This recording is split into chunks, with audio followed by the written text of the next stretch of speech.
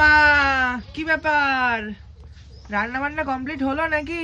না না, এখনো রান্না বসিয়েই পারিনি। বসিয়েই পারোনি? তো এদিকে কি কাটাকাটি করলে?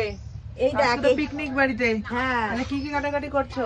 এই দেখ, এই গাজর কেটেছি, এই যে মুগ গাজর কেটেছো, আর কি? গাজর, আদা, রসুন, পেঁয়াজ, লঙ্কা, আর কি কি আছে? আর এই সে ডালেরই প্যাকেট কোথায় গেল?